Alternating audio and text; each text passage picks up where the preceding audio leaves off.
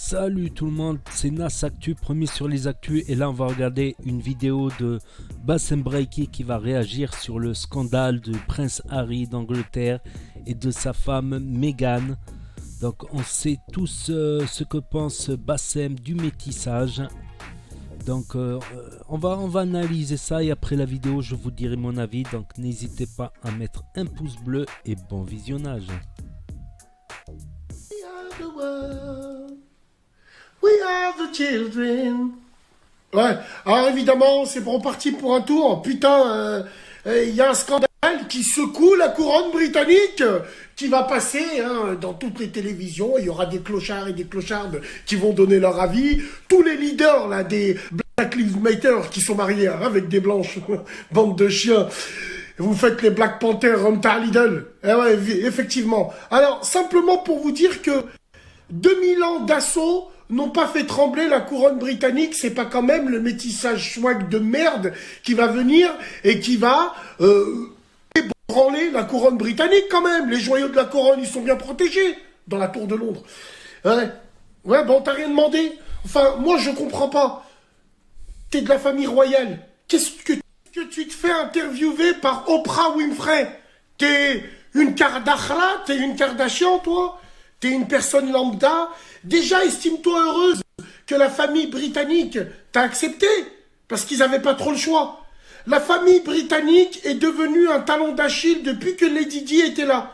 Lady Di, malgré que c'était une galloise, malgré n'ayons pas peur des mots, on n'est pas là pour choquer les gens. Après, vous êtes susceptibles, on s'en bat les couilles. Elle était blanche de peau.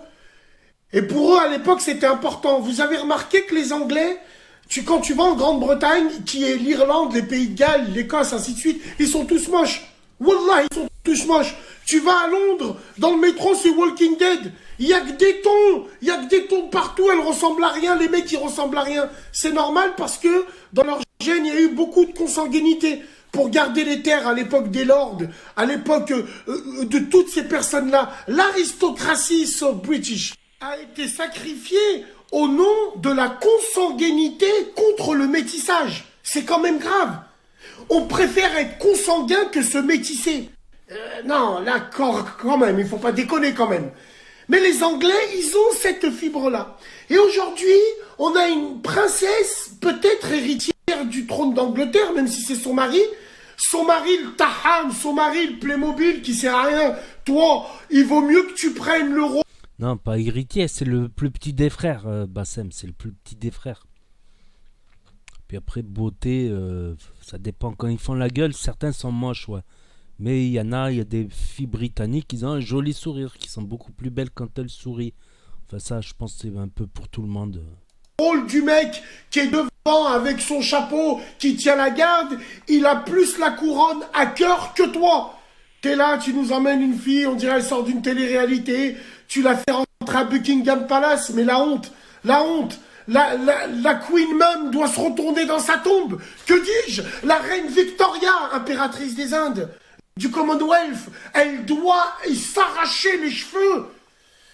Pour vous dire une chose, George V, ancien roi d'Angleterre, dans les années 1914, un truc comme ça, était le cousin germain du tsar Nicolas II, de Russie. Ils avaient la même tête, c'était des cousins germains. Parce que la veuve noire, la reine-mère de tous les trônes d'Europe au début du XXe siècle, fin XIXe siècle, c'était la reine Victoria. C'était la gérance. Elle, c'était la Madame Claude de l'Europe. Elle plaçait qui elle voulait. C'est elle qui arrangeait les mariages, ainsi de suite. Donc toi, tu viens, tu veux essayer de changer la Vox Populi en Angleterre, mais ils t'aiment pas. Les Anglais, ils t'aiment pas. Pourquoi tu forces? T'es là, tu vas pleurer chez une Américaine. L'autre, qu'est-ce qu'on s'en bat les couilles? Qu'est-ce qu'on s'en bat les couilles? Qu'est-ce que ces gens ont fait pour les vrais blacks aux États-Unis? Ces gens-là, c'est comme Jay-Z, c'est comme Beyoncé. C'est des Noirs qui détestent les Noirs. On les connaît, ceux-là. C'est pas depuis la nuit des temps. On en a eu un exemple typique. On en a eu un exemple, le Prince de Bel-Air. Vous vous rappelez? Will Smith, méchante série, méchant acteur, le Prince de Bel-Air. Carlton, au début, quand il avait du mal avec son cousin qui venait de la rue, eh ben ça, c'est typiquement ce qu'il y a au State. L'élite, Renois, sont des Renois qui détestent les Renois du peuple. Attends, le sais. C'est comme nous, les Maghrébins, comme on dit qu'on veut être plus blanc que le blanc. Parce que, voilà, on déteste nos propres... Eh ouais. Mais ça, vous le savez pas, et elle vient nous casser les couilles avec un débat. Qu'est-ce qu'on s'en cogne? Ça va être quoi? Vous allez attaquer la couronne royale maintenant? Au nom de quoi? Hein? Parce que Capitaine America, il l'a dit, c'est bon? En France, vous allez tout suivre, c'est un scandale, vous allez passer... Ouais, il a pas tort. Beaucoup de Maghrébins se prennent pour des blancs, effectivement. T'as aussi ce truc qu'il y avait au bled, c'était l'exode rural. Quand des paysans ils viennent en ville, ils détestaient dire qu'ils viennent de la campagne, tu vois. Et pour qu'on ne les prenne pas pour des campagnards, eh ben, ils crachaient sur leur village. Ils disaient qu'ils détestaient les paysans, mais ils avaient l'accent, tu vois. Ils disent qu'ils détestent les berbères, parce que beaucoup encore dans les campagnes parlent encore le berbère, on va dire, plus trop en ville, tu vois. En ville, ça s'est perdu. Dès qu'ils viennent en ville, ils insultent les berbères, ils insultent la campagne, ils insultent...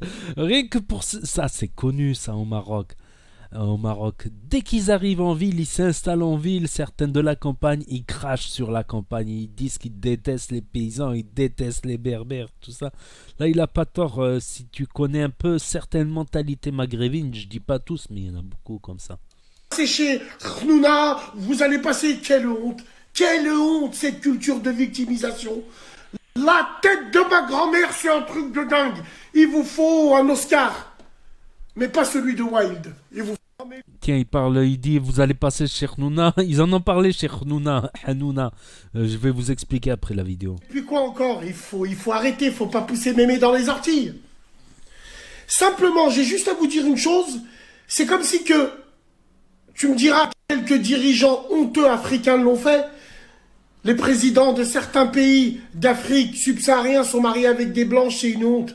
Comme des maghrébins qui sont à des postes clés sont mariés à des blanches ou c'est marié, c'est une honte. Comment ça se fait que la femme d'un président d'un pays africain, la première dame de France, qui est censée représenter la féminité, la Marianne de l'Afrique, pourquoi c'est pas une Renoir, pourquoi c'est une blanche? Complexe du colon. Qu'est-ce que tu veux que je te dise? Donc non, là vous allez pas bousculer 2000 ans de royauté. Quand t'es reine, t'as pas à sortir de la télé-réalité, t'as pas à donner des interviews à Oprah Winfrey. Tu fais comme Madame Chirac, elle s'est fait interviewer par un Belge, il lui a dit mais vous êtes qui vous? Vous avez demandé l'autorisation? Mais elle est pas reine, c'est le plus petit des trois frères. Il faudrait que ses deux grands frères meurent pour qu'il puisse accéder au trône. De parler avec moi? C'est comme ça qu'il faut agir, pas vos merdes. Il y a une stature à avoir, il y a un comportement à avoir, il y a une classe à avoir, les longs chapeaux et tout, en train de voir des gens qui jouent au cricket. Ça l'anglais, l'excellence anglaise. Toi, tu veux niquer l'excellence anglaise en faisant éclater des scandales. En plus, évidemment, on sent qu'il y a les Amerlocs derrière l'équipe à son rose. La meuf, elle prend l'enfant, elle fait la miskina, elle est dégoûtée. L'autre, what the fuck, oui, vous allez nous la faire à nous? Résistance, et j'ai envie de vous dire, pour l'Angleterre, God save the Queen. Donc voilà, c'était la story de Bassembray qui... Donc en fait, j'ai entendu un peu parler de cette histoire. Elle s'est plainte parce que quand elle est arrivée en Angleterre, ils l'ont mis dans le palais. On va dire, elle se sentait enfermée. Presque, elle avait plus d'internet. Elle avait plus le droit de parler sur internet, tout ça. Elle n'a pas compris comment ça se fait qu'on doit embrasser la main des gens, de la reine. Plein de trucs comme ça. Après, Harry, il a surenchéri, il a dit ouais, il y a eu des problèmes de racisme, tout ça. Après, c'est vrai que, à part la reine, il y a eu des fois des blagues limite raciales dans la famille royale. Mais bon, elle a été quand même acceptée au sein de la famille royale. Et après, ils ont signé un contrat qui devait avoir certains comportements, tout ça. Et ils n'en pouvaient plus. Et puis même Harry, c'est le frère rebelle, le petit frère rebelle. Je me rappelle à l'époque, il y a 10 ans, un truc comme ça, il se filmait, tu sais, il faisait des fêtes avec de l'alcool, il se filmait à poil carrément sur les réseaux sociaux, un truc inimaginable chez la famille royale, tu vois, qui sont bon chic, bon genre, tout ça.